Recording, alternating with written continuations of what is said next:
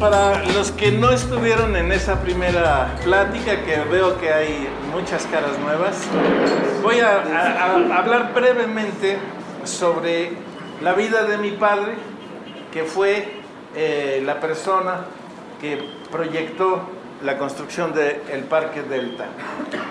Él nació en 1890, se llamó Manuel Núñez y fue el quinto de 24 hermanos y hermanas. Era una época en que el número de habitantes, de hijos, marcaba mucho la economía de una familia. Todos eran manos que trabajaban y que fortalecían las familias. Mi papá tuvo hermanos militares, doctores, comerciantes y de toda índole, ¿no? El orgullo de él fue un primer lugar en el colegio militar. Su hermano terminó en el primer lugar de su generación y esto es el único alumno que termina como teniente. Todos los demás son subtenientes. Entonces fue su orgullo y su ejemplo. Cuando mi abuelo llegó procedente de Fresnillo, donde conoció a mi abuela, él era de San Miguel de Allende y estaba muy orgulloso porque ahí hubo muchos patriotas Núñez. Tenemos una calle Núñez en honor de esa labor insurgente que hubo.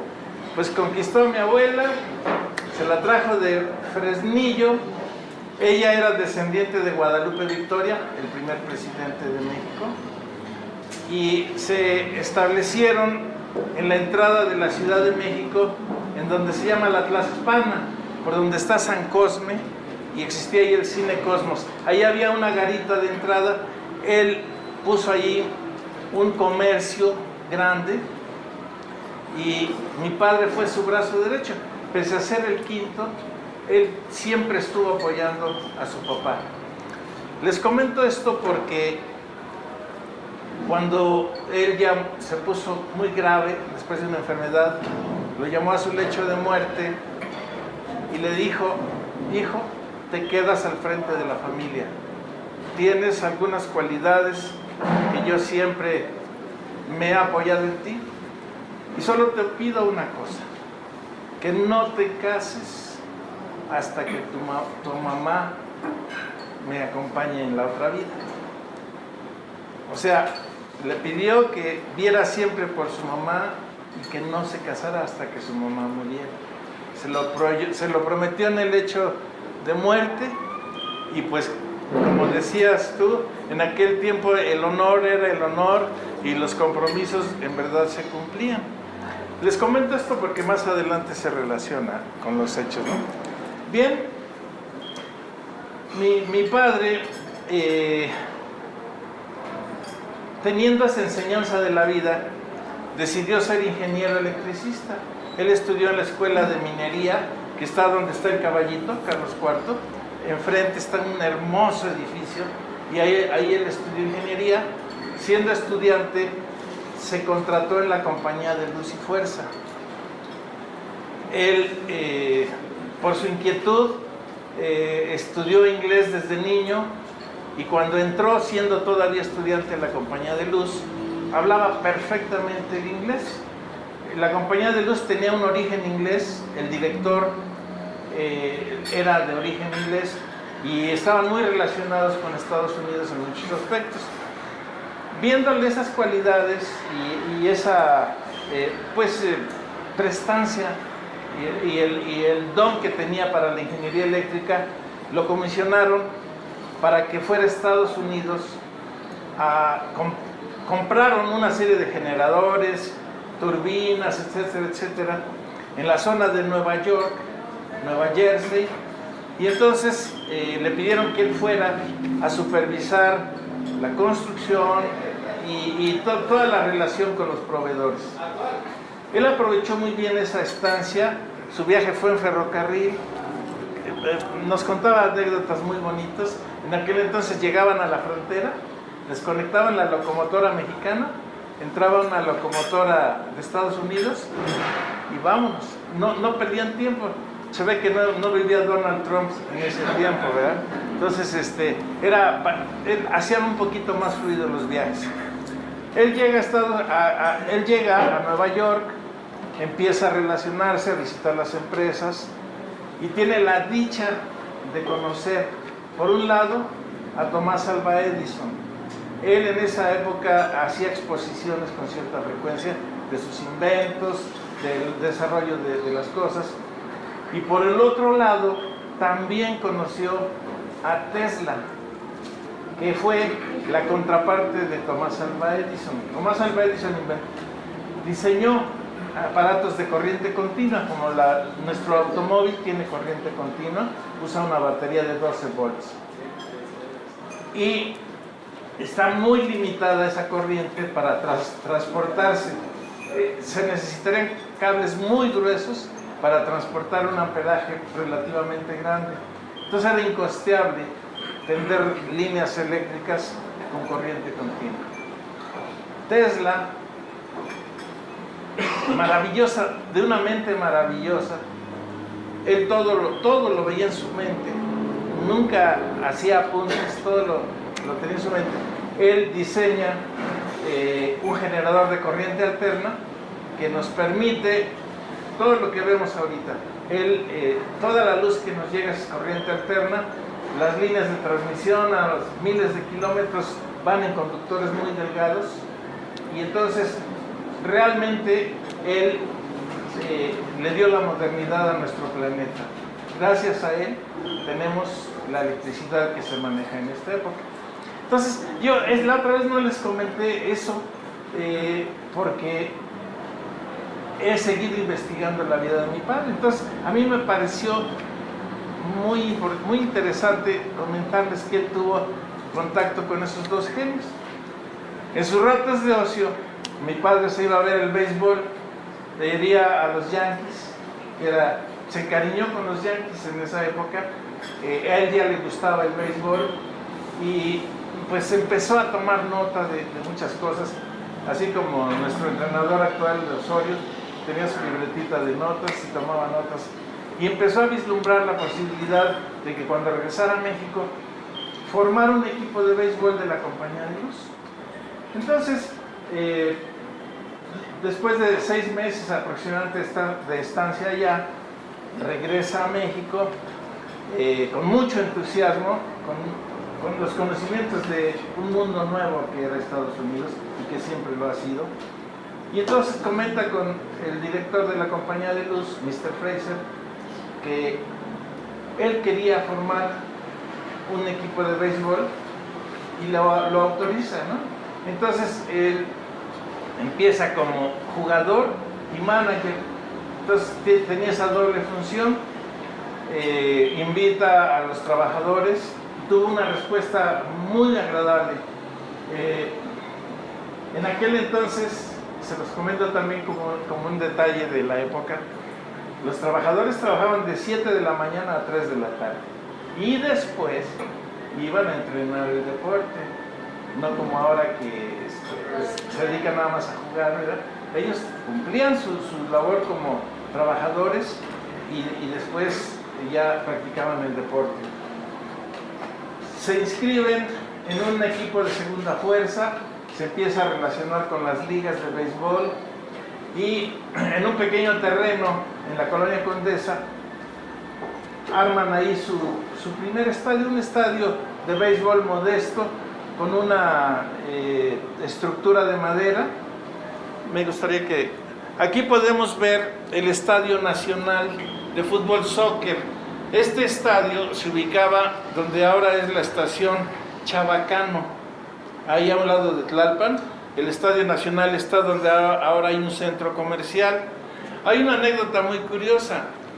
Fernando Marcos, que muchos lo deben recordar, fue un ilustre jugador, después entrenador. En el Inter fue árbitro de fútbol. Cuando dirigió una final, se equivocó como buen árbitro y incendiaron el estadio. Entonces él, con cierta ironía, comentaba esa anécdota, ¿no?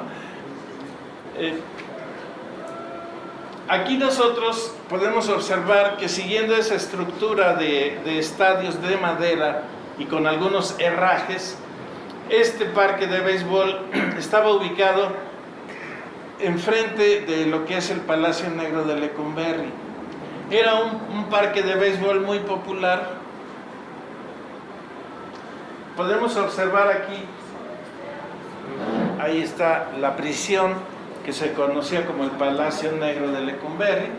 Si ustedes observan, ya en aquella época, esta foto es alrededor de 1908, el béisbol ya tenía una gran penetración en el gusto del público. Entonces empieza a desarrollarse el béisbol en la Compañía de Luz con mucho éxito, y se le acercan a mi padre otros trabajadores y le dicen: don Manuel, ¿por qué no formamos también un equipo de fútbol, soccer? No, hay muchas personas que juegan tenis, etcétera. Y entonces nuevamente le aprueban el proyecto de ampliar las actividades deportivas y crea el fútbol, soccer, o sea, el Necaxa, crea una serie de frontones donde practican frontenis, se hace un parque deportivo en donde jugaban tenis, se celebraban torneos de ajedrez, y empieza a tener una bonanza y un desarrollo muy interesante en los deportes en la Compañía de Luz, que a mi padre le permite relacionarse con otras agrupaciones deportivas. Las secretarías de Estado en aquella época tenían un segmento deportivo en el cual participaban entre ellas y los clubes deportivos, que eran el Franco Inglés, el Colegio Inglés, un club español muy importante de aquella época, que celebraban la fiesta de Covadonga, y había mucha rivalidad entre los españoles y los mexicanos. Aquí podemos ver otro estadio de fútbol. Este ya tenía un poquito más de evolución, aunque seguían siendo las estructuras básicamente de madera. Había siempre una conjunción de deporte y arte. Aquí sí ya vemos nosotros, bueno, voy a hacer una pausa. Cuando estaban jugando en ese pequeño estadio en la Colonia Condesa, existían fundamentalmente 3 parques de béisbol. El Parque Unión, que estaba en el primer cuadro de la ciudad, era el más importante, el de mayor aforo, y ahí se jugaban todos los juegos de béisbol de primera fuerza. Existía el Parque Reforma y el Parque México. El Parque México estaba cerca de Santa Julia y era un poquito peligroso en aquella época, porque pues, ahí estaban los del famoso Tigre de Santa Julia. Pero el Parque Reforma tenía mucha aceptación. En ese entonces se forma el parque del Colegio Franco Inglés. Es muy importante porque, aunque era de menor aforo del Parque Unión, ese parque le dio cabida a la Liga Mexicana de Béisbol, que se fundó en 1925. El béisbol de primera fuerza pasó a ser ya la Liga Mexicana de Béisbol, que nace en 1925. Bien, como los terrenos de la Ciudad de México tuvieron una plusvalía tremenda en aquella época, para los dueños de los terrenos de los parques ya no les convenía rentarlos, y les ofrecían muchísimo dinero por comprar los terrenos y urbanizar. Y entonces empiezan a derruir los parques de béisbol, empieza a haber escasez en donde jugar, y al parque que usaba la Compañía de Luz también le dieron un año de plazo para que buscaran otro lugar.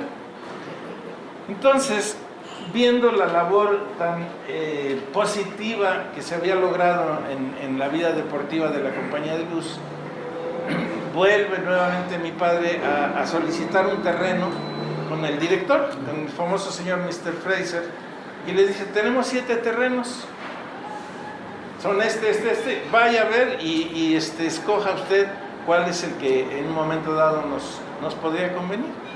Entonces hace un recorrido y lo acompaña Fray Nano. Probablemente ustedes saben que el actual estadio de béisbol en la Ciudad de México se llama Estadio Fray Nano, porque él fue el cronista decano de béisbol desde esas épocas. Él en aquel entonces era cronista deportivo y escribía en La Afición, y era muy amigo de mi padre, pues por el interés mutuo del béisbol. Entonces recorren los terrenos, llegan a donde estaba ubicado, cerca del Panteón Francés y la avenida Cuauhtémoc, el viaducto, y ven algunas características muy interesantes. Les gusta mucho, ven la orientación, y les voy a leer brevemente de esta columna de Fray Nano, de La Afición.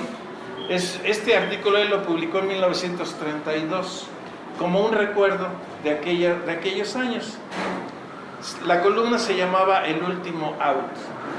Dice: el Parque Delta se hizo principalmente por las gestiones de un gran deportista de nombre Manuel Núñez, que fue uno de los iniciadores del deporte entre los trabajadores de la Compañía de Luz, deportes que florecieron enormemente durante muchos años.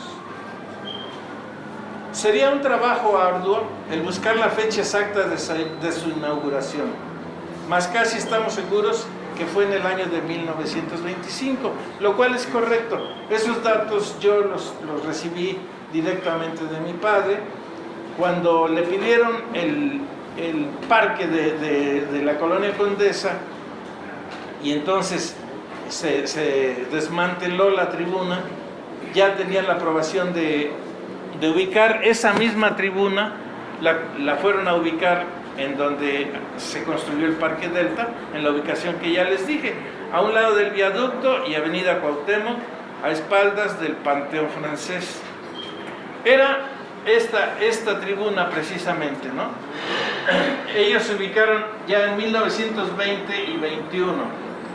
En esta foto podemos apreciar, él es mi padre, él. Este es un hermano de mi padre, y este es su otro hermano. Los dos jugaban como pitchers y los dos trabajaban en la Compañía de Luz.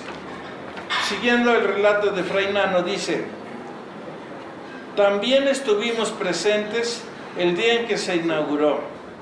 Uno de los equipos contendientes, por supuesto, fue el Luz y Fuerza, que comandaba el señor Núñez, y en el que jugaban dos hermanos que eran pitchers y, por cierto, bastante buenos.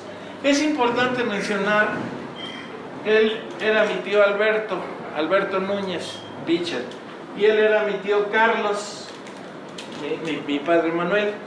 Él, en ese juego inaugural contra el equipo de Tranvías, que eran primos hermanos, tenían ciertas ligas económicas,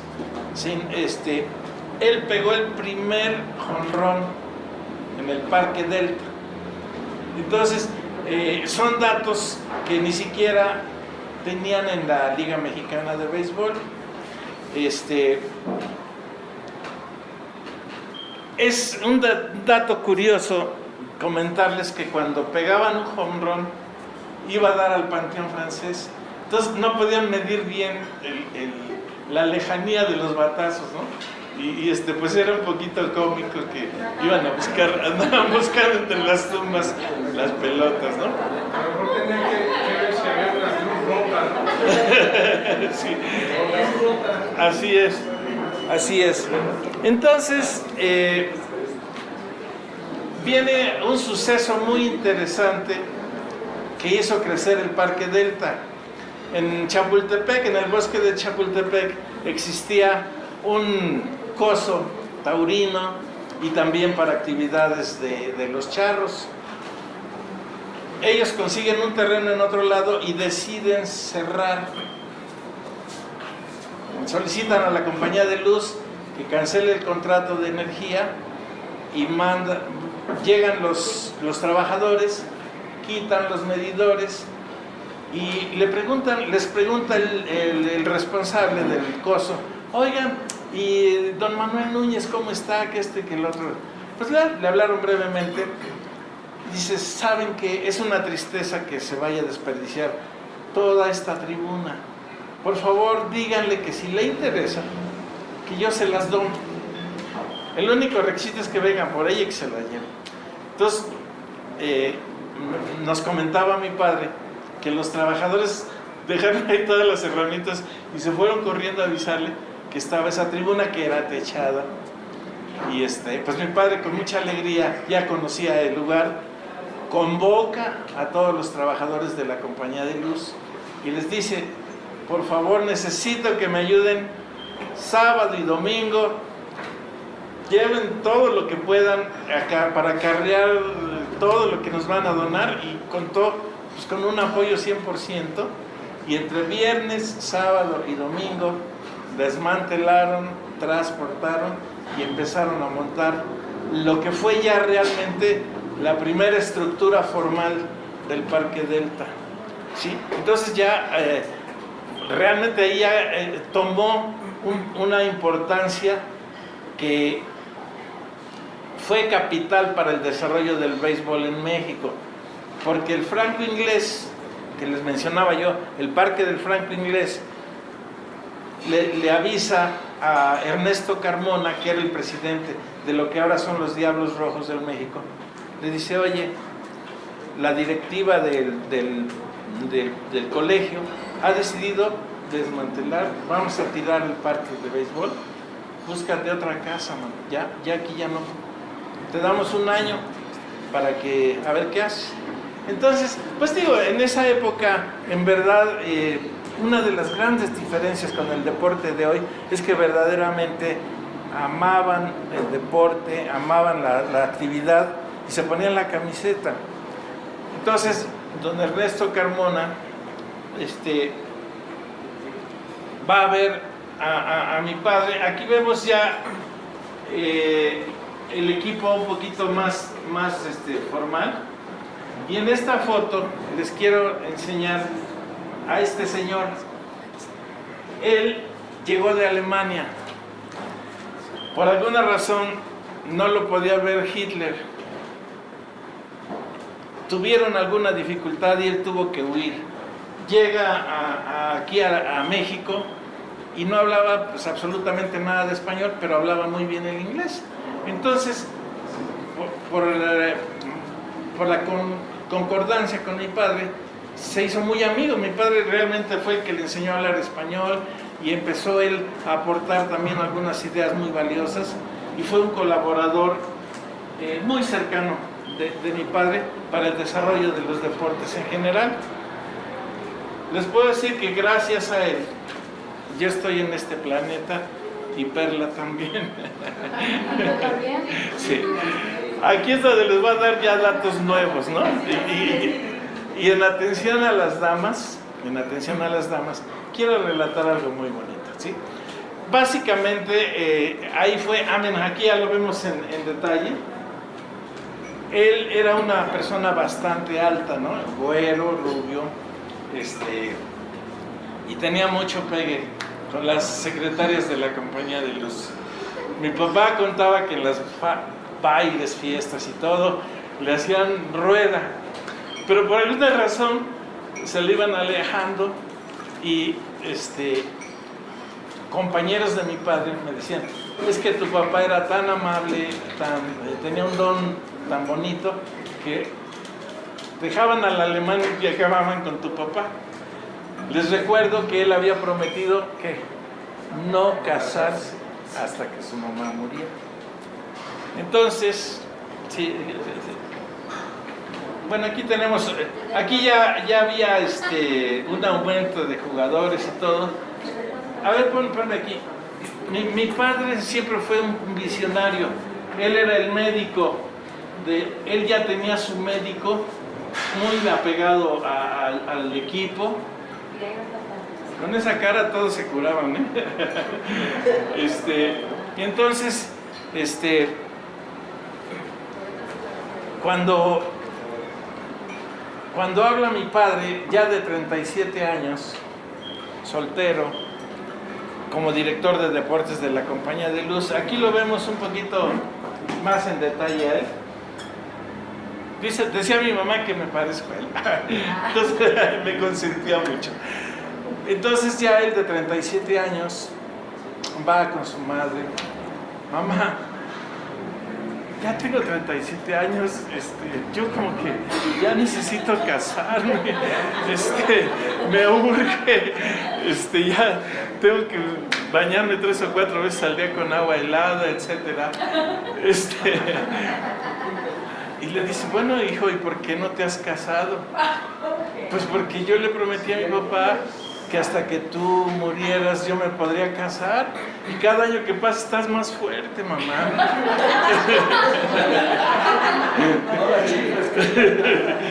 Dice, y le dijo: Manuel, si tú me has dicho esto hace 10 años, yo te exonero de la promesa. Yo no sabía, eso quedó entre tu papá y tú.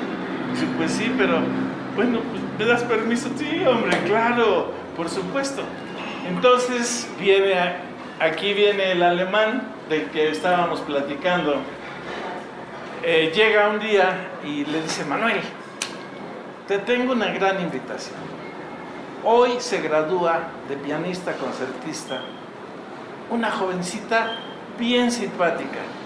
Su hermano, que es violinista, es un gran amigo mío, porque a él le gustaba mucho la música clásica.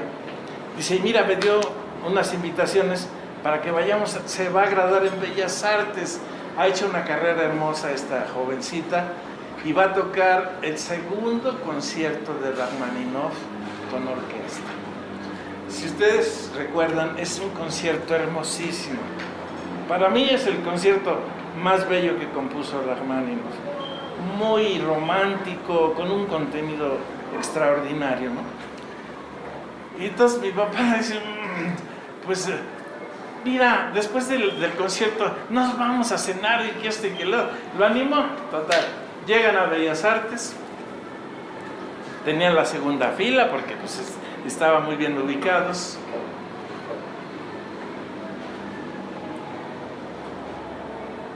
Y ahí sí,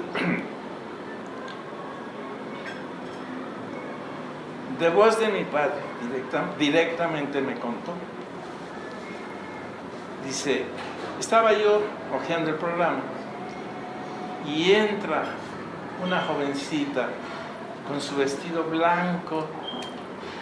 Yo solo recordaba un vestido así cuando veía las pinturas de Carlota.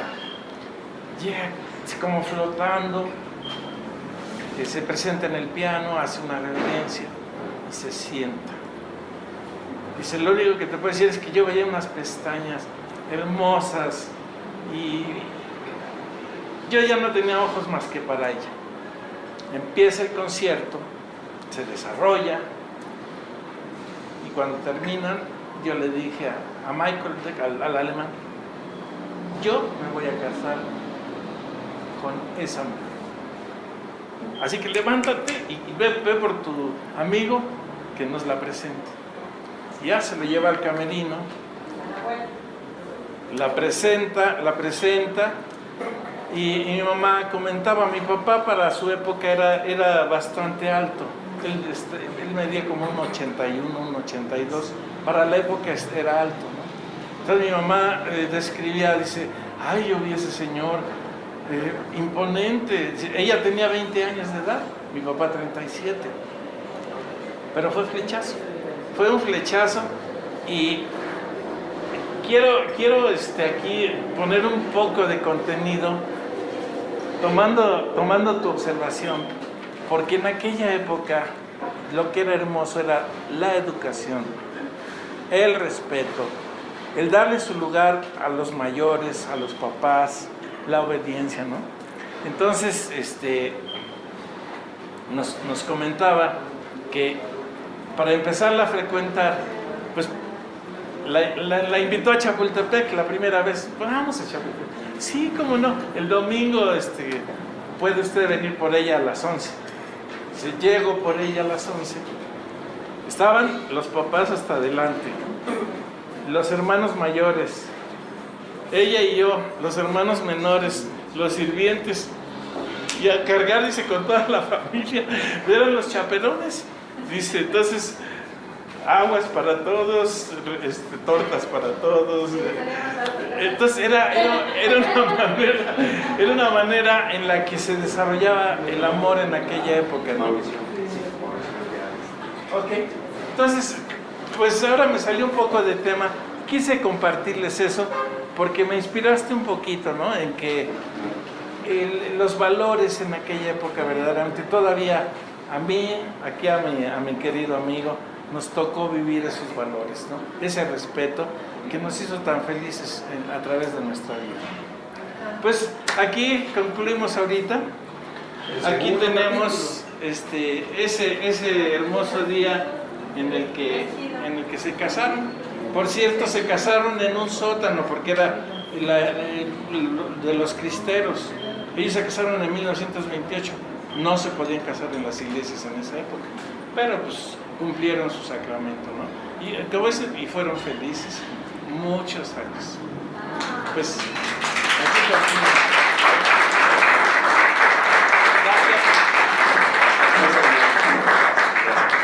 Yo creo que te ganaste la invitación para el tercer capítulo. A ver si algún día nos enteramos cómo se hizo el parque Delta. Muy brevemente. El parque Delta. Muy brevemente. Él, en su labor de la Compañía de Luz en Tlalpujahua, presenció un milagro hermoso. Otro día se los relato. Un milagro. Si me dan chance. Pues muy bien, pues ya vamos a... Pásale por acá para entregar, por favor, Muchas este gracias. reconocimiento. Mauricio, muchas gracias. Pues ya creo que con esto ya tenemos, ahora sí, como bien lo dice Vic, ya tenemos la tercera parte, ¿no? Garantizada. Hace 2 años, entre una y otra, pues se nos olvida, ¿eh? Así es. Sí. Entonces quiero entregar este reconocimiento. Dice Rotary International, el Club Rotary Scali otorga el reconocimiento a Mauricio Núñez Castillo por su participación en el Club Rotary Scali como orador huésped con el tema Nacimiento del Parque Delta en Otitlán Izcalli, México, a 26 de julio de 2017. Muchas gracias.